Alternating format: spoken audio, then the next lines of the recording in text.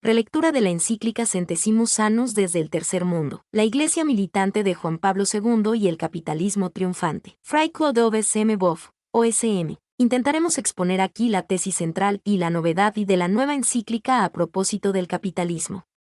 Luego examinaremos cómo se presentan hoy las cuestiones fundamentales del Tercer Mundo, del socialismo y de la Iglesia. Capitalismo. Plantearemos ya desde el inicio la conclusión a la que llegamos tras la lectura crítica de la Centesimus Annus. En nuestra opinión, nunca antes el magisterio romano se había aproximado tanto al capitalismo. La Iglesia oficial nunca antes había ido tan lejos en la valoración positiva de ese régimen económico. Frente a los diversos sistemas económicos concretos, la doctrina social de la Iglesia siempre había mantenido una distancia soberana, marcada por una posición ética y religiosa. Se colocaba por encima de los distintos modelos, limitándose a expresarles críticas concretas, indicándoles pistas generales de superación. Pero permanecía invariablemente en el plano ético y espiritual, sin jamás comprometerse más de cerca con un sistema definido. Ello le valió no pocas críticas, por adoptar así se decía una posición ya escapista o idealista, ya equidistante de los dos sistemas, y hasta incluso tercerista. Pero quizá fuera signo de sabiduría, no siempre bien comprendida. Ni el capitalismo liberal ni el socialismo colectivista, la terminología estaba siempre adjetivada. En esta encíclica, sin embargo, la Iglesia romana descendió al análisis de las situaciones reales y a la manifestación de sus preferencias concretas. Ello obedece, en parte, a la personalidad de Juan Pablo II y a la actual coyuntura internacional en la que se vio íntimamente involucrado, la cuestión de la crisis del socialismo. Ahora bien, ¿cómo encara la Centesimus Annus al capitalismo? No hagamos generalizaciones apresuradas. La encíclica distingue el capitalismo liberal, o rígido, al decir de la Laborem Exercens, emparentado con el capitalismo viejo, primitivo y salvaje, en buena parte aún vigente en el tercer mundo del neocapitalismo, o capitalismo nuevo, cuadragésima, que prefiere denominar economía de empresa o economía libre, o más frecuentemente, economía de mercado. Esta distinción está claramente presente en el párrafo, decisivo, y un tanto confuso, que de ahora en adelante dará ciertamente mucho que hablar. En cuanto al capitalismo liberal, ha sido condenado sin remisión, en la línea y en imitación de la postura de León XIII recogida en su Rerum Novarum. Aquel era un sistema de marginación y explotación. De ahí que el Papa invite a luchar contra él mismo, en la medida en que se trata de un sistema económico que asegura el predominio absoluto del capital. Desde ese punto de vista, la lucha del conjunto de las iglesias del Tercer Mundo, que apunta a la superación del sistema económico vigente, no solo se ve alentada, sino que recibe el plácet y un empuje oportunos, pero no con miras a un posible socialismo, sino más bien a la reforma moral del capitalismo, tal como veremos. En lo que atañe al neocapitalismo, la posición papal es muy diferente. Se trata de una sustancial aprobación. Tal la evidencia que se desprende de la lectura global del documento. Como dijimos, el Papa no gusta del término corriente capitalismo, y prefiere expresiones como economía de mercado para designar ese sistema. ¿Significa acaso que para él el nuevo capitalismo es cualitativamente diferente del viejo? De los textos parece surgir que sí. Sea como fuere, para la encíclica, al menos en el primer mundo, ya no existe burguesía sino solamente empresarios, ya no proletariado, sino solo trabajadores. Parecería que las clases sociales solo existieran todavía en el tercer mundo. Todo indica que el Papa ve en Europa Occidental, Alemania, Francia, Italia, etc., la legítima realización de este sistema.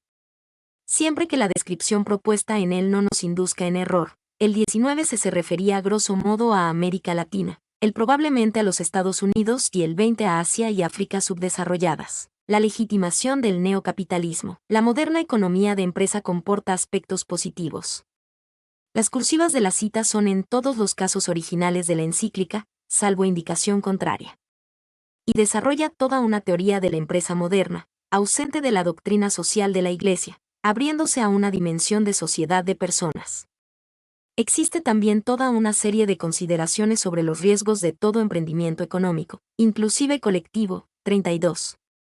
Se trata evidentemente de un discurso muy similar al del empresario moderno, pero el Papa va más allá, se embarca en la defensa de la legitimidad de los pilares de ese sistema, el neocapitalismo, la propiedad privada, las ganancias y sobre todo, el mercado, Todo ello en la exacta medida en que garantizarían la salvaguarda de las famosas exigencias del bien común.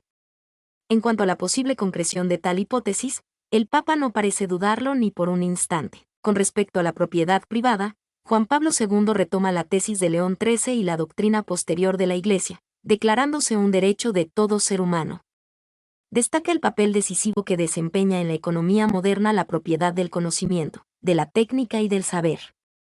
Según la tradición del magisterio papal, el derecho de propiedad se articula con el destino universal de los bienes. Y ese es además el título del capítulo central de la encíclica y capítulo cuarto y donde se sitúa el núcleo doctrinario de todo el documento. Pero lo que allí impresiona es la fuerza con que se defiende una vez más el derecho de propiedad. Obviamente, tal derecho está teóricamente siempre limitado por el destino universal de los bienes. Empero, no es en este donde se pone el énfasis, como la conciencia eclesiástica lo había enseñado desde Mater et Magistra, 1961. En este sentido, no se maneja con cuidado el uso ideológico que podría suponer esta tesis, como se ve en la historia y aún hoy en el tercer mundo, latifundio, etc. Hacia el final de aquel capítulo cuarto, se afirma apenas que la propiedad de los medios de producción es justa y legítima cuando se emplea para un trabajo útil, de lo contrario, constituiría un abuso ante Dios y los hombres. 43c. Pero el tema central sigue planteado: ¿puede la propiedad o el control privado de los medios de producción garantizar la prioridad de las necesidades sociales sobre los intereses particulares?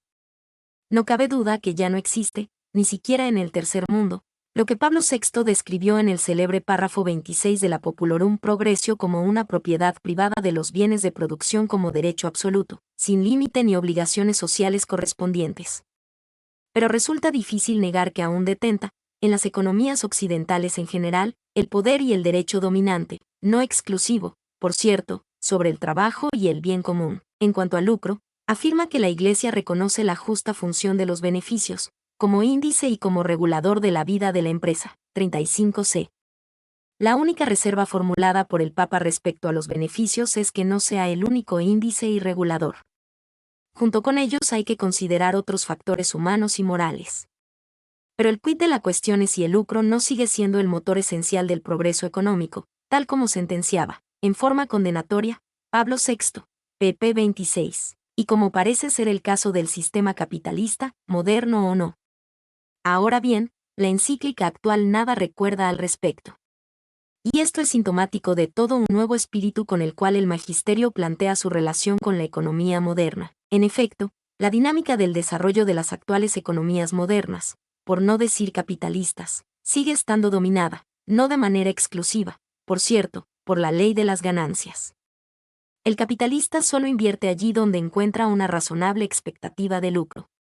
Cuando se contraría esta ley de hierro, inclusive por consideraciones ético-sociales, dándoles prioridad a estas, la empresa va a la ruina. Esa parece ser la lógica sistemática de una economía determinada por el mercado, como es el caso de la economía capitalista. A propósito del mercado, el discurso del magisterio asume un inédito tono elogioso. Afirma que el mismo parece ser el instrumento más eficaz para colocar los recursos y responder eficazmente a las necesidades. 34. Y agrega más adelante: ciertamente, los mecanismos de mercado ofrecen ventajas seguras, ayudan a utilizar mejor los recursos, favorecen el intercambio de los productos y, sobre todo, dan la primacía a la voluntad y a las preferencias de la persona. 40b. En suma, el mercado posee un valor positivo. 43. He aquí un discurso que no va a disgustar, por cierto, a los apologistas actuales de la economía de mercado. De este modo, el mercado acaba siendo bendecido por la Iglesia. Nunca antes el magisterio se había expresado en estos términos. Pero también es cierto que se le formulan a las economías de mercado severas críticas. Debe estar controlado por las fuerzas sociales y por el Estado. 35b. Para que esté debidamente orientado hacia el bien común. 43. El libre mercado, la célebre mano invisible, no resuelve todos los problemas económicos. 42c. Tampoco puede instaurarse un mercado total en el que todo se convierta en mercancía. 34 y 40b. En consecuencia, su lógica sería relativa. Sin embargo, también se plantea la siguiente cuestión: en el capitalismo, incluso en el nuevo, la relación de mercado no continúa acaso siendo la relación económica dominante. aunque no por cierto la única? O, retomando las palabras de Pablo VI, la competencia no permanece como la ley suprema de la economía, pp. 36, aunque no la única. En las economías capitalistas, incluidas las modernas, ¿quién determina a quién? ¿Es el bien común lo que determina el juego del mercado, como lo desearía el Papa, o el mercado lo que determina el contenido del bien común, como en realidad parece suceder? Más aún, ¿el propio mercado no está acaso determinado por el sistema de producción, que lo precede y lo sustenta? Por ejemplo, en nuestro mercado de trabajo, ¿quién da las cartas? ¿El empresario o el trabajador? Economía de mercado todavía no lo dice todo. El asunto es, ¿qué mercado? Definir una economía en base únicamente a este mecanismo no sería quizá caer en una visión abstracta e instrumentalista de la economía, sin situar los diferentes mecanismos dentro del sistema en el cual juegan. Podemos decir que el mercado siempre existió, pero solo con el capitalismo se volvió dominante, al punto que capitalismo y economía de mercado son hoy términos intercambiables. La Centesimus Annus atribuye a los sindicatos, 35ª, 43b, y especialmente, al Estado democrático, 40, 48, el papel de controlar la lógica del mercado para que no se convierta en idolatría del mercado, 40b. Pero esto parece indicar no solo una mera corrección del mercado, sino transformar el sistema económico, para que el mercado esté ético estructuralmente, y no solo ético voluntarísticamente, subordinado a las necesidades sociales, o sea, al bien común. En ese caso, no se debería hablar de un mercado social, o socialista, diferente del mercado capitalista. Por otra parte, la idea que surge de la Centesimus Annus sobre el Estado es algo abstracta. El Estado parece planear allí por encima de las sociedades y las fuerzas muchas veces contradictorias que la integran. ¿No está nutrido por esas fuerzas que también se lo disputan? ¿La primacía del capital no se extiende también por encima del Estado? ¿Cómo pedir y esperar entonces que defienda los derechos del trabajo frente a los del capital? En síntesis, para que el mercado sea moral no basta que no sea único y exclusivo con relación a los derechos del trabajo, es preciso también que no sea dominante. En otras palabras, no basta con reconocer algunos derechos del trabajo, sino que el capital debe estarle subordinado, como el Papa lo propone en principio. Pero en este caso, el capitalismo, aún renovado, es todavía moral y hasta merala y se vela en lo medular, las críticas al neocapitalismo. De la Centesimus Annus emerge pues esta posición: el neocapitalismo, llámeselo como se lo llame y economía de mercado, o de cualquier otro modo, y recibió la bendición pontificia, con el detalle de perdonarle hasta el feo nombre de capitalismo. El primer mundo, que temía una encíclica más socializante, respira aliviado.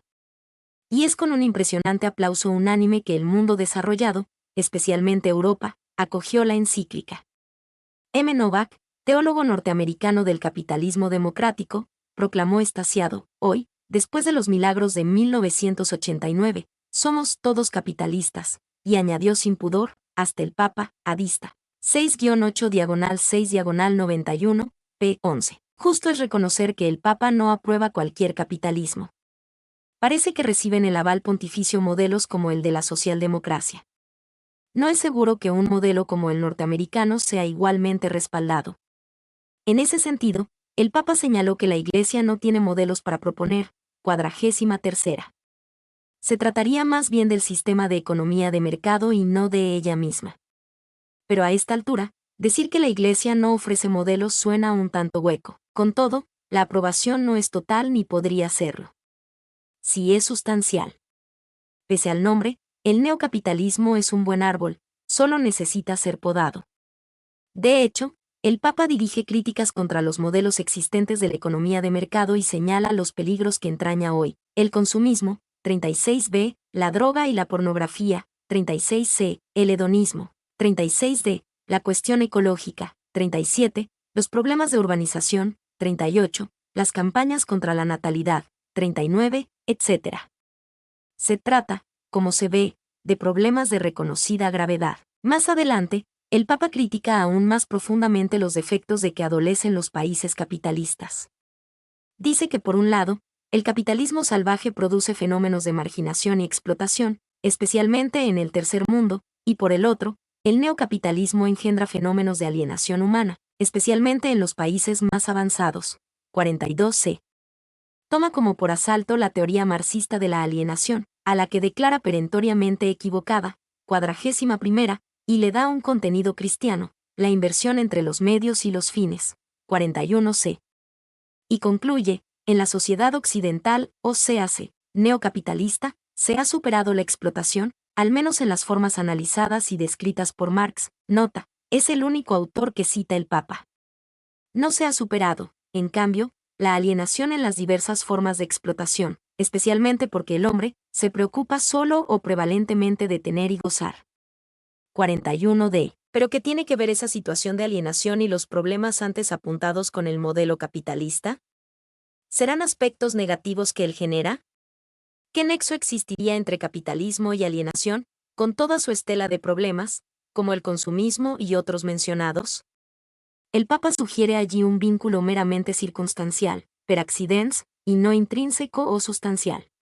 Son disfunciones de un modelo en sí mismo bueno, cf 36c. De hecho, tanto en el caso de la alienación como en el de los problemas señalados, el Papa dice que detrás de todo aquello existe una cuestión cultural, 36b, 39b, una concepción equivocada de las cosas, 41ª, una mezquina visión humana, 37b, valores puramente utilitarios. 29b, y así sigue. Uno de los dos grandes responsables de esa falsa cultura serían los medios de comunicación de masas. 41d. Llega incluso a decir que esa pseudocultura puede engendrar estructuras concretas de pecado. 38b.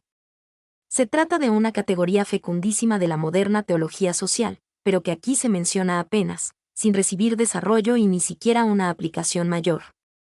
Para hacer frente a esa pseudocultura, el Papa propone, dentro de su lógica, una especie de revolución cultural o, dicho con sus propias palabras, una gran obra educativa y cultural. 36b. Por consiguiente, el objetivo básico no es modificar el mercado, sino la cultura.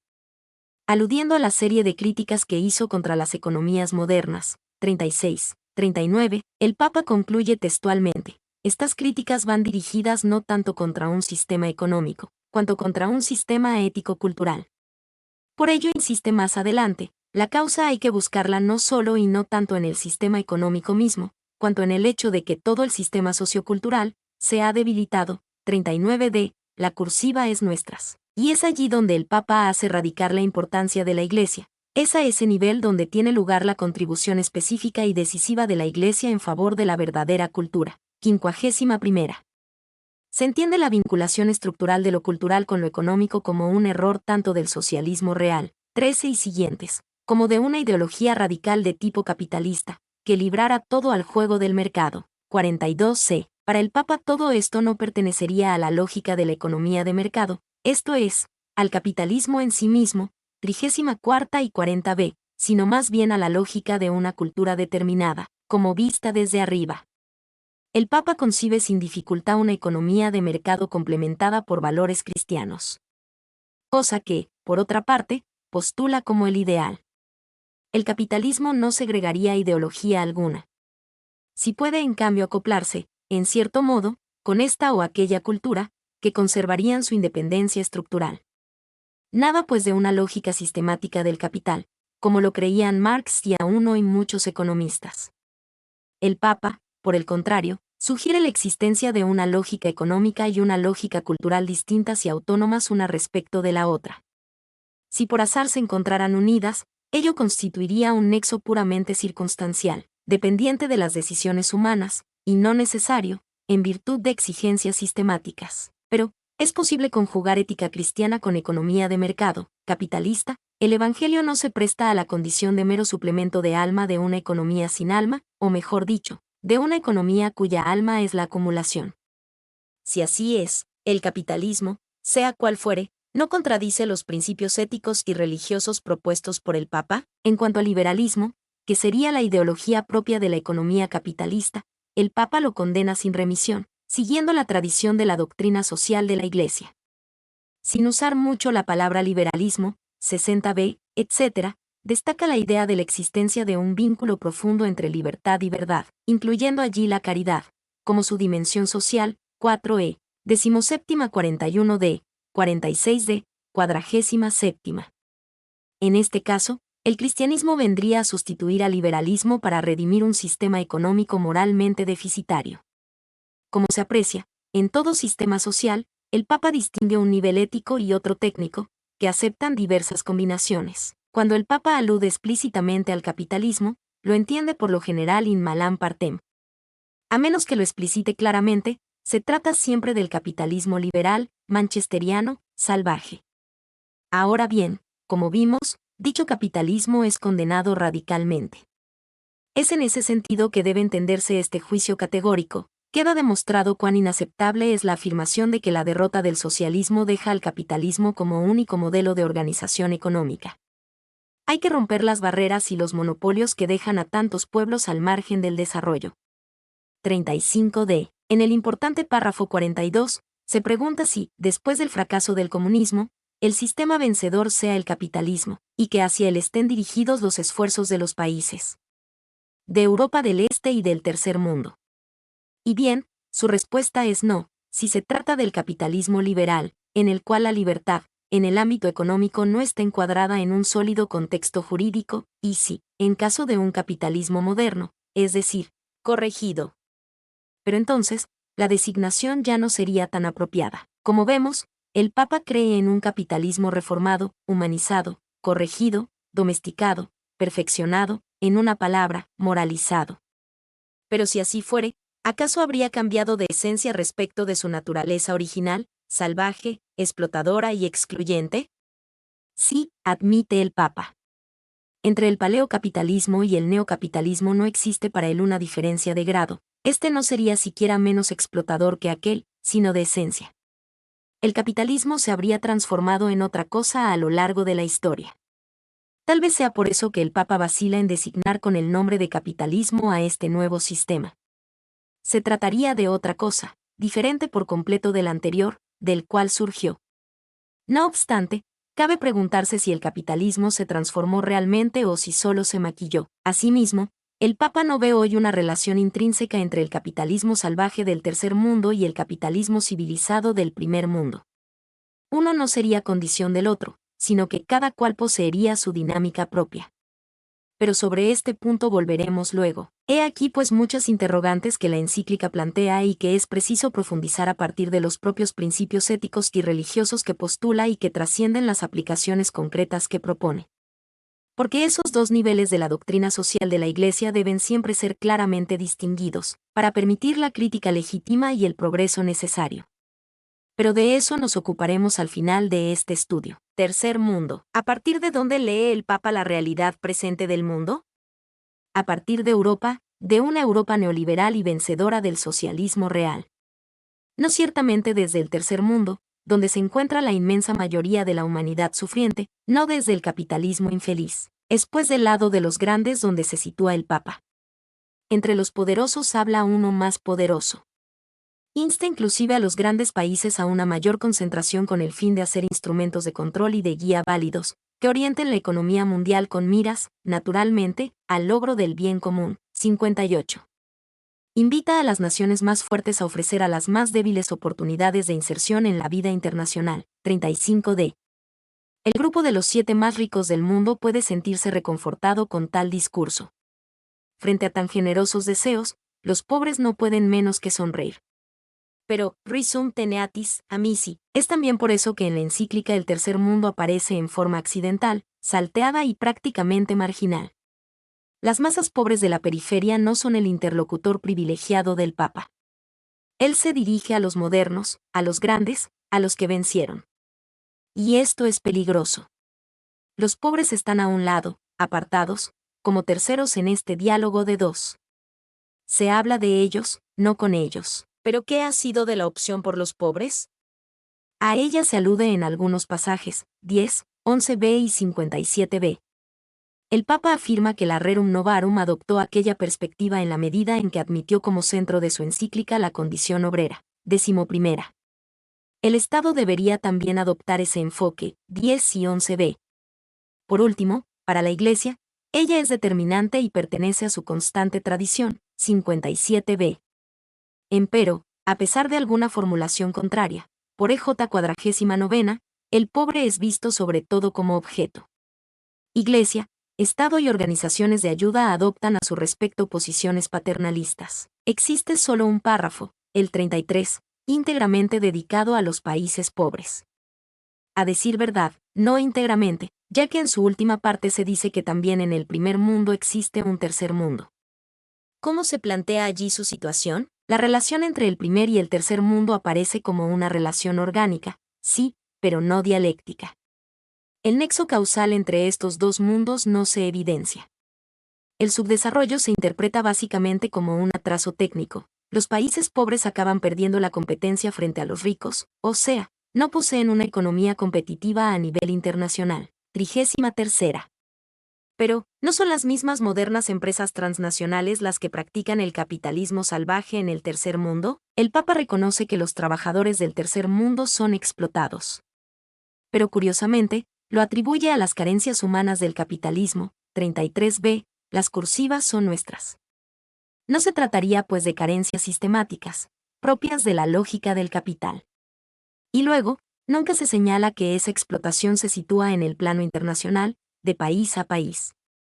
No, son relaciones internas de esos países pobres y no relaciones a nivel mundial. Por otra parte, el Papa admite que además de la explotación, existe también el fenómeno de la marginación de las poblaciones pobres. Es indiscutible que el capitalismo moderno absorbe cada vez menos mano de obra, aumentando el desempleo. Hoy en día se caracteriza básicamente por ser marginalizador o excluyente. Pero el Papa tampoco advierte que ese fenómeno integra la lógica del capital, y que de poco valen en ese nivel las mencionadas recomendaciones morales. Esta lógica posee una moral intrínseca, cuya principal virtud son las ganancias. Se trata, a decir verdad, de una no moral, de un auténtico sistema de pecado. Frente a esto, la moral de la Iglesia solo puede atenuar la voracidad del capital, no eliminarla. ¿Y qué pueden hacer los países ricos por los países pobres? Ayudar. Tal lo que recomienda en primer lugar, 28c. Nada de denunciar la explotación a escala mundial. Nada de proponer relaciones de la más rigurosa justicia y de estricta reparación.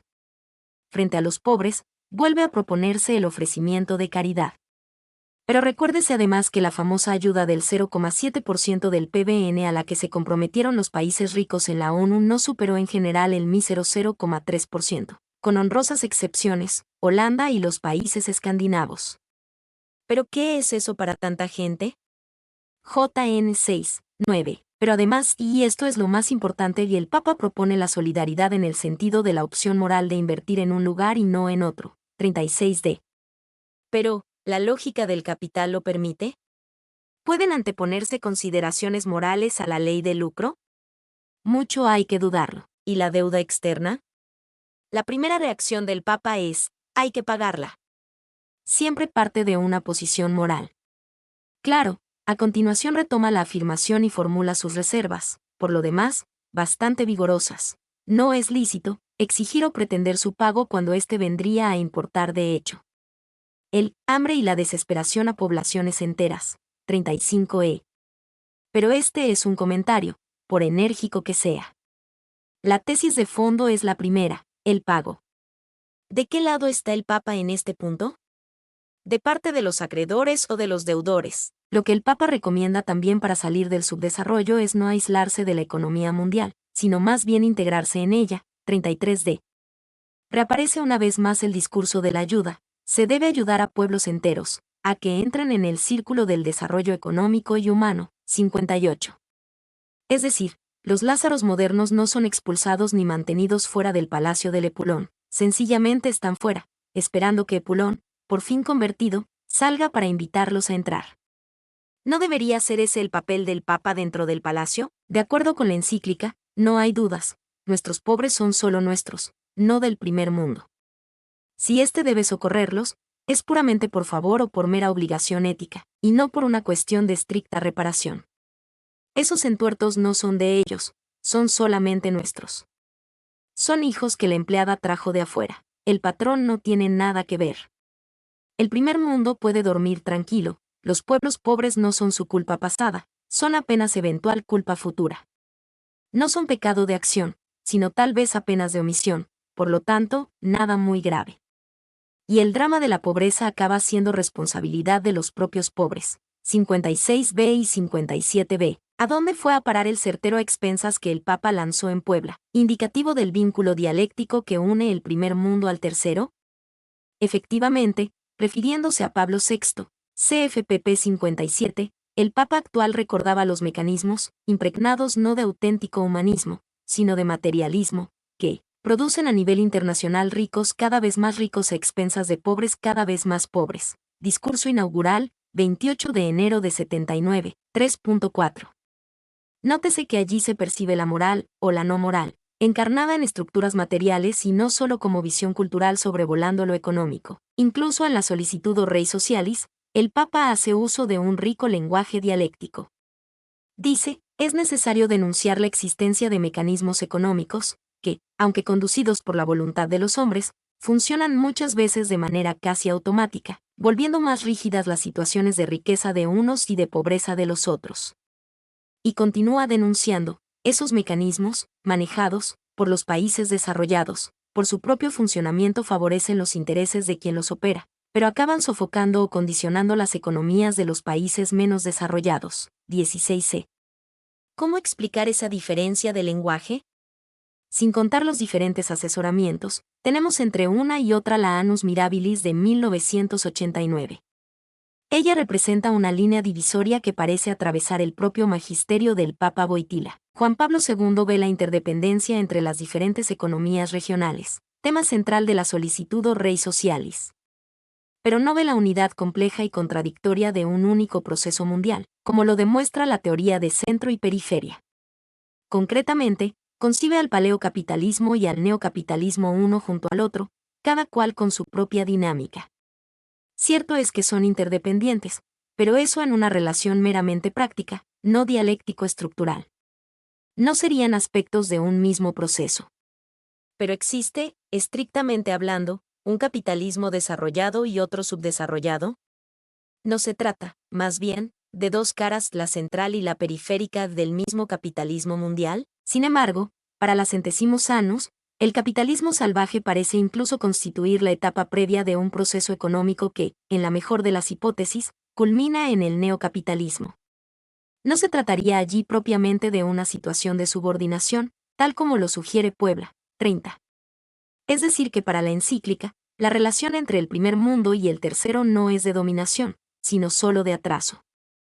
No se le escapa, por cierto, el fenómeno de mundialización de la economía, 58ª, pero no la interpreta de un modo dialéctico contradictorio. Pero esta economía de mercado que el documento admite para el primer mundo, ¿cómo llegó a constituirse históricamente? Nada se dice al respecto. Sobre lo que ella costó al tercer mundo o el saqueo de las riquezas de los países coloniales, el tráfico de esclavos de África, la explotación comercial de Oriente, pesa en el documento un silencio absoluto. Ahora bien, es sabido que fue sobre la gigantesca destrucción de las economías coloniales que se yergue hoy la opulencia del primer mundo, especialmente en Europa. Los 500 años de presencia de la Iglesia en América Latina junto con el colonialismo prohíben el olvido. Y en parte sigue siendo sobre la continuación de ese proceso de explotación que se mantiene el bienestar del primer mundo aún hoy, aunque en grado decreciente. Pero no al punto de pasar ahora sin más de la teoría de la dependencia a la teoría de la prescindencia. ¿Qué alternativa social propone el documento? La del neocapitalismo, que prefiere llamar economía de mercado. Por consiguiente, la lucha del tercer mundo consistiría en domar su capitalismo salvaje, trabajando por la transformación del modelo económico, siempre dentro del marco del sistema capitalista. Textualmente, en la lucha contra este sistema, capitalismo rígido, no se pone, como modelo alternativo, el sistema socialista, 35b, las cursivas son nuestras. Veremos que por socialismo el Papa siempre entiende el socialismo real, por tanto, burocrático y autoritario, un capitalismo de Estado, tal como lo explica a continuación de la cita anterior. Pero parece que de hecho nuestro camino sería el de Polonia et consortes, del mismo modo que el de esta sería Alemania et caterva. Y así entraríamos en el venturoso círculo del desarrollo económico y humano de los pueblos ricos, 58ª, e instauraríamos un mundo más justo y más próspero para todos, 28c.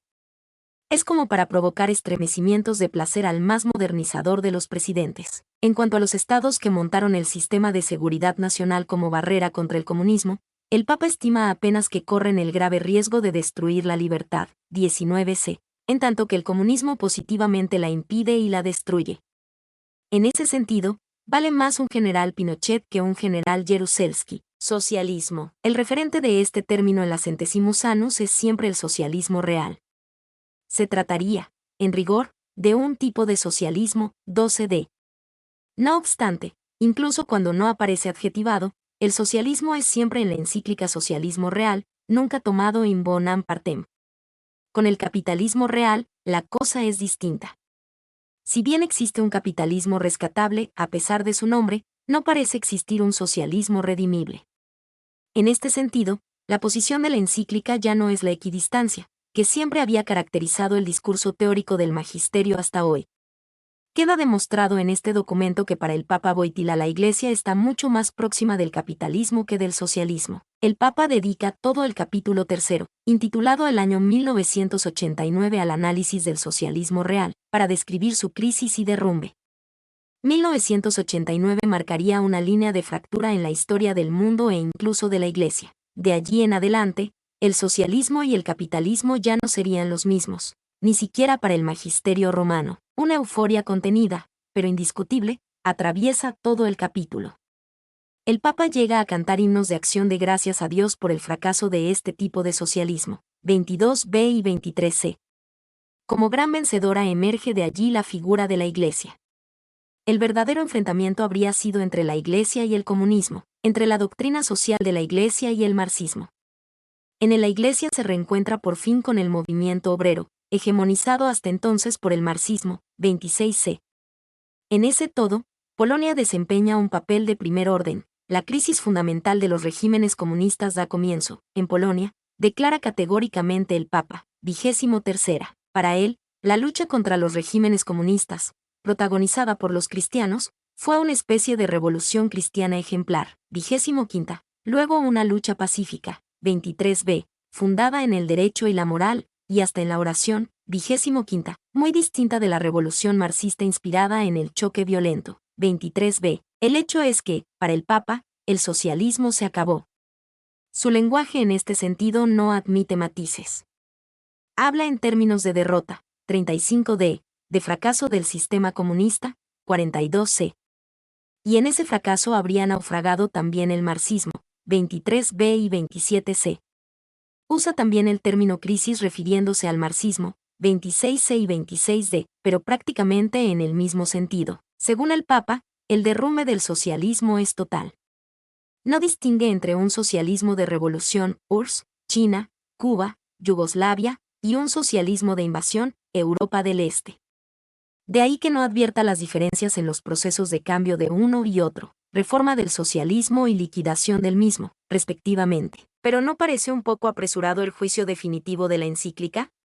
¿Será posible en apenas 2 años estar en condiciones de hacer el balance histórico de un proceso tan complejo y contradictorio? ¿El futuro de este proceso no reservará aún muchas sorpresas? Al pasar, el Papa reconoce sin embargo que las antiguas formas de totalitarismo todavía no han sido superadas completamente y existe aún el riesgo de que recobren vigor. 29.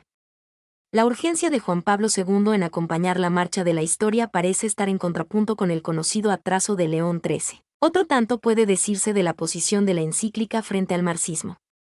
¿Será acaso posible declarar fenecida toda una tradición teórica, que en parte ya fecundó de modo inextricable al conjunto de las ciencias sociales? Por otro lado, sin el marxismo, ¿es todavía posible hacer una crítica radical del capitalismo? Prueba de ello sería el propio discurso de la encíclica actual. O quizá ocurra lo inverso, por la manera en que considera al capitalismo, el Papa solo puede rechazar a todos y cualesquiera marxismos. Realmente, sin ese referente teórico, solo resta admitir la legitimidad sustancial del capitalismo. De acuerdo con la Centesimus Annus, en el marxismo todo estaría equivocado. Incluso la teoría marxista de la alienación no escapa a un juicio terminante, es falsa. 41b, como vimos. Sin embargo, contradictoriamente, el Papa ordena a los cristianos, en el diálogo con otros hombres, a permanecer atentos a toda parcela de verdad que pudiera encontrarse en ellos. Pero, ¿esto no vale también para el marxismo? ¿O debe entendérselo como una maraña de errores? Lógicamente, el Papa solo puede hablar del compromiso imposible entre marxismo y cristianismo, 26c. Lo hace en el pasaje, el único, de 15 líneas, en que alude a la teología de la liberación, atribuyéndole precisamente ese propósito. El Papa juzga que uno de los resultados de la caída del socialismo marxista fue mostrar la imposible compatibilidad de cristianismo y marxismo. Al mismo tiempo que reconoce la positividad de la teología de la liberación, desea que se distancie de cualquier marxismo.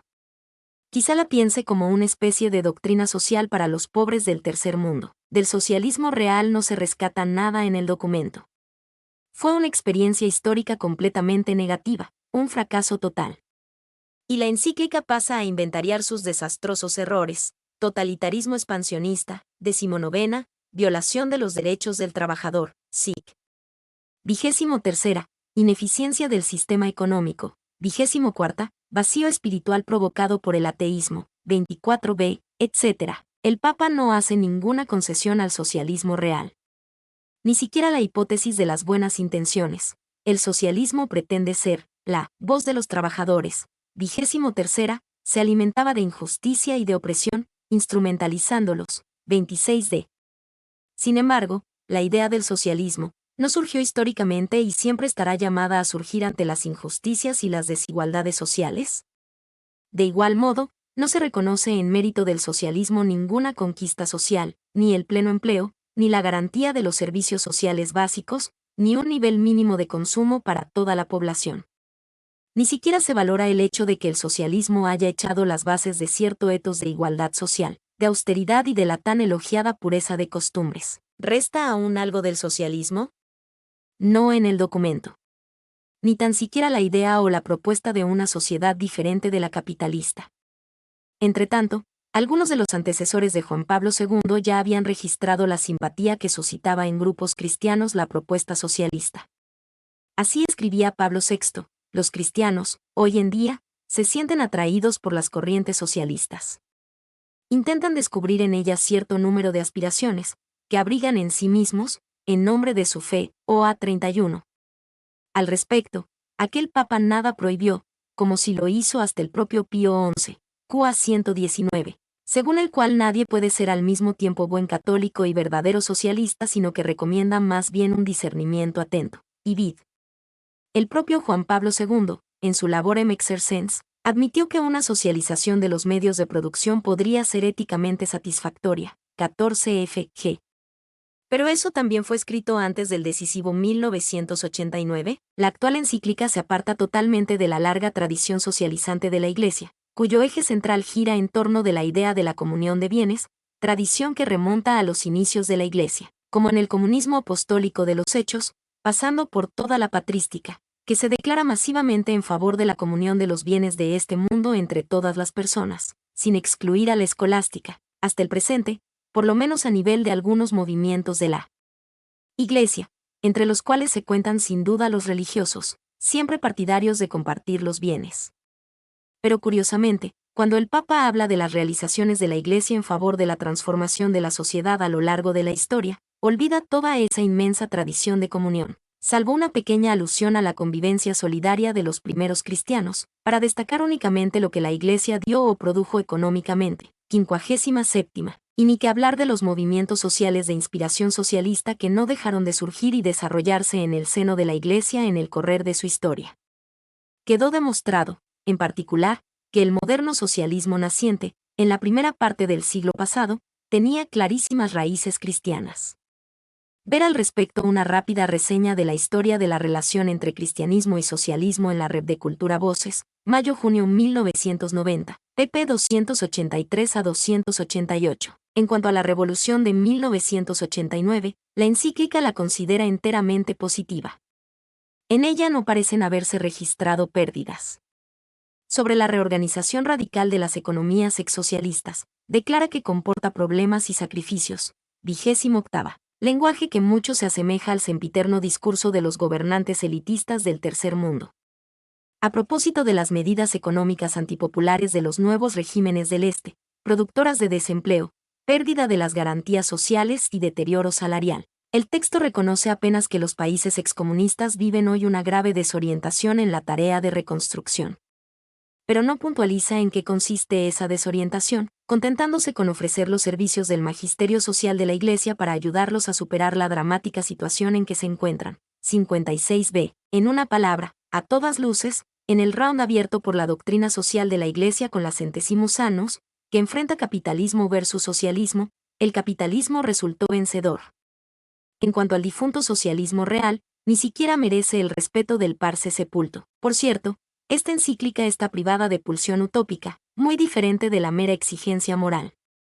Su discurso es menos sublime. El gran ideal de una sociedad nueva cede su lugar en provecho de una tarea más pragmática, lidiar con la sociedad real. Pero, ¿no nace y renace acaso el socialismo, en su raíz, de la protesta contra las desigualdades y del sueño de una igualdad social posible? ¿Dónde ha quedado, en esta encíclica, el más alto sueño de Jesús del reino de Dios, que tan extraordinariamente fecundo se reveló en la historia? ¿No debiera ser ese el discurso propio de la Iglesia?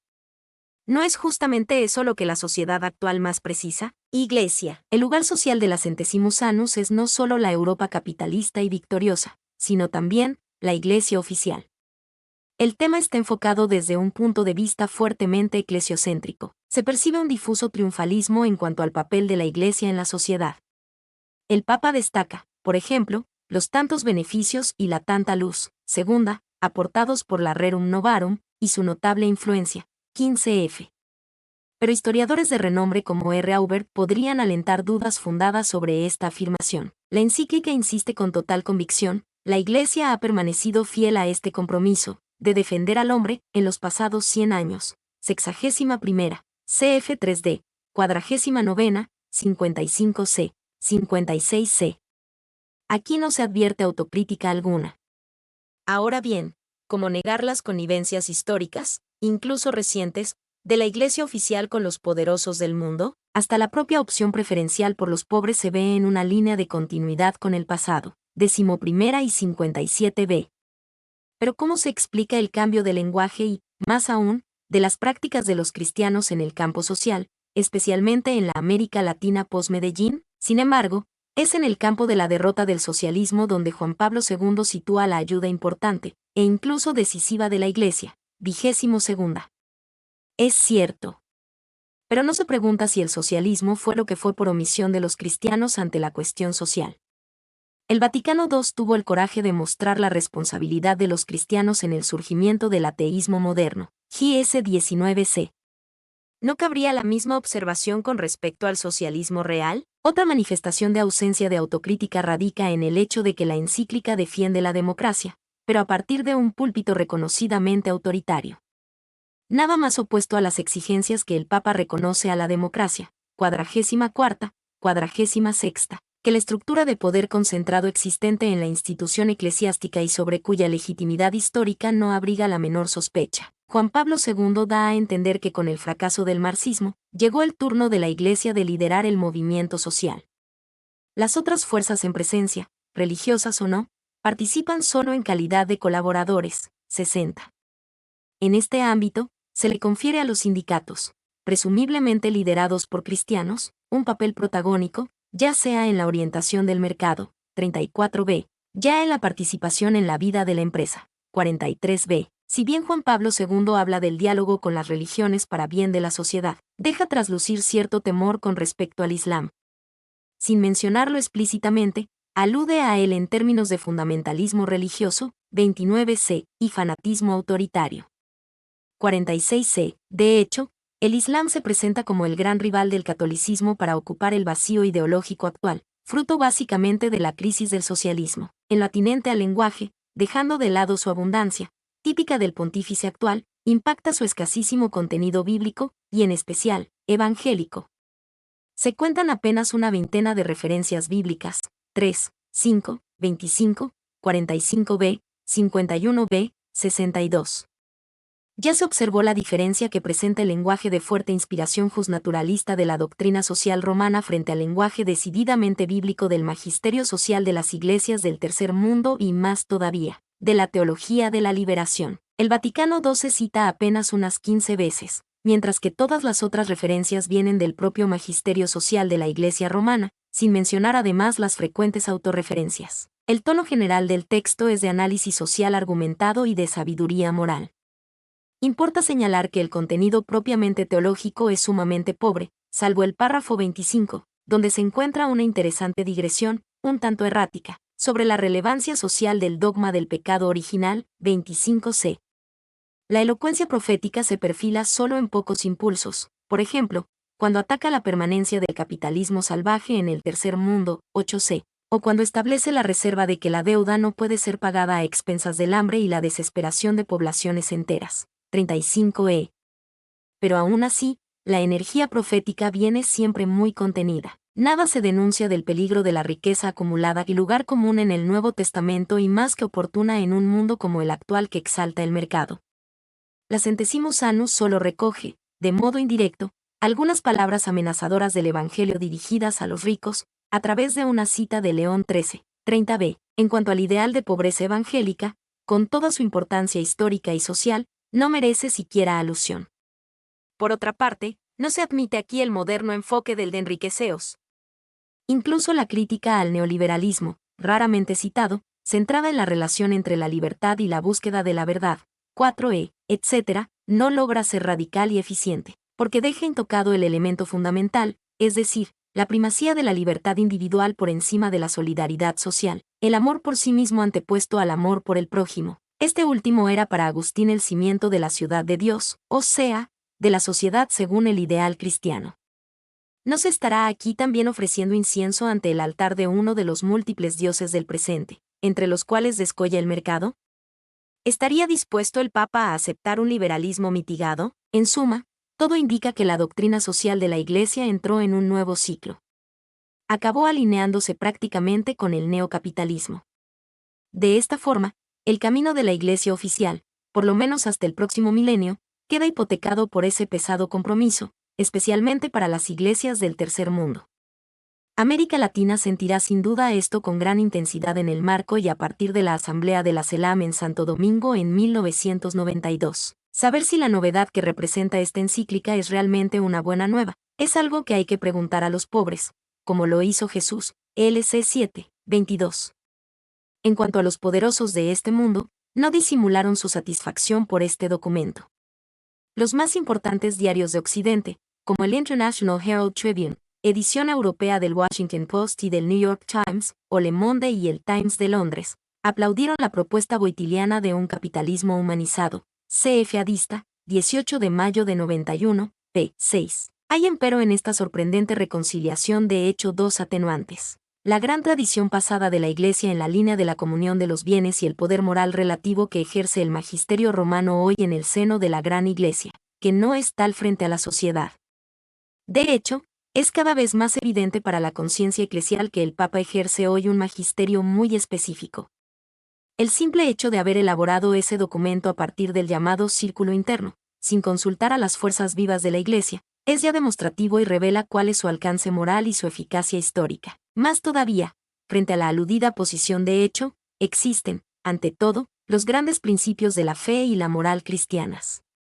Y es en función de ellos que debe evaluarse siempre la Iglesia y a su magisterio en la historia. Intentaremos esbozarlo a continuación. Replanteo de la cuestión. El análisis anterior constituye un estudio crítico de la Centesimus Annus en sus vectores teóricos más definidos. Es imprescindible completar ese trabajo con un planteo más positivo que contenga propuestas. Por lo demás, el propio documento invita a estudiar y profundizar la doctrina social de la Iglesia, 56. ¿Qué otra función le cabe a la teología, sino esa? Ella está detrás del magisterio, recogiendo sus mejores enseñanzas, camina junto con él, asesorándolo, pero también va delante de él, mostrándole el camino. Fue en esos términos que se expresó el Papa actual al entregar el premio Pablo VI al teólogo H. Urs von Balthasar. Y bien, para profundizar la doctrina de la encíclica actual debemos, como nos enseña Puebla, 472, discriminar cuidadosamente dos capas en la doctrina social de la Iglesia, la de los principios permanentes, de tipo religioso y ético, y la de las aplicaciones concretas, los análisis, evaluaciones y propuestas relativas a situaciones históricas cambiantes. Esta distinción no es simple, pero hermenéuticamente necesaria y hasta decisiva para el tratamiento de la cuestión sobre los grandes sistemas sociales. Hasta ahora nos enfocamos en la segunda capa, la más superficial, donde los juicios del magisterio están más sujetos a los condicionamientos del tiempo, y en consecuencia, alterables, por no ser infalibles. Ahora es preciso pasar a la primera capa, la más profunda, para arrancar nuevamente desde ella en dirección a la realidad actual. Tal vez podríamos hablar aquí de la necesidad de pasar del Papa analista, Wojtyła, al Papa anunciador, Juan Pablo II, aunque ambas funciones sean indispensables en todo pastor. Es evidente que si bien debe haber un consenso fundamental con respecto a los principios éticos y religiosos, es posible cierto desacuerdo respecto de sus aplicaciones, salvo el debido respeto a la autoridad. Pero el propio magisterio admitió siempre esa posibilidad. Así, en la última encíclica, el análisis de algunos acontecimientos de la historia reciente no pretende dar juicios definitivos, ya que de por sí no atañe al ámbito específico del magisterio. 13. ¿Cuáles son esos principios fundamentales que postula el Papa en su encíclica y a partir de los cuales deriva sus aplicaciones? Son varios y no es aquí nuestro propósito examinarlos todos. Contentémonos con dos principios centrales. 1. El primado del trabajo sobre el capital, sexta, 35b, que por lo demás, fue el leitmotiv de la Laborem Exercens. De allí, la dignidad del trabajador y la dignidad del trabajo, sexta, y el carácter central de la persona humana en relación con toda la economía, 54. 2. La propiedad privada, basada y limitada por la ley superior del destino común de los bienes, 30c y todo el capítulo 4. Por tanto, subsunción del interés privado al interés colectivo, que le proporciona su encuadre jurídico y moral, 40ª, cf. 15ª, 42b. Veamos ahora la cuestión del mercado, que es el gran lugar común del debate económico hoy y que incide también fuertemente en la encíclica. Según el Papa, si se aplican esos principios, el mercado debe estar básicamente orientado hacia el bien común, 43ª. Otras formulaciones. Debe hacer valer el principio del destino común de los bienes, 19b, garantizar la satisfacción de las exigencias fundamentales de toda la sociedad, 35b, etc. Además de eso, no puede someter las necesidades humanas fundamentales, 34ª, a su lógica, transformando el trabajo en simple mercancía, 34b. Ahora, la pregunta es esta: ¿cómo es posible en el capitalismo, incluido el nuevo, realizar estos principios? No es posible, a nuestro entender. La lógica del capitalismo, como vimos, es conceder primacía al capital. De allí, además, su nombre. O sea, el capitalismo es incapaz de operar con aquellas exigencias éticas, independientemente de la buena voluntad del capitalista individual. No solo es incapaz, sino que además se basa exactamente en su contrario. Lo anima una moral antagónica a la moral postulada por el magisterio social de la Iglesia. En la lógica sistemática del mercado capitalista, como podría, por ejemplo, no reducir el trabajo a mercancía, ¿y dónde hallar un capitalista que privilegie la satisfacción de las necesidades sociales anteponiéndolas al lucro? Podrán combinarse ambas cosas, pero hay una a la que no podrá renunciar: un porcentaje mínimo de ganancias.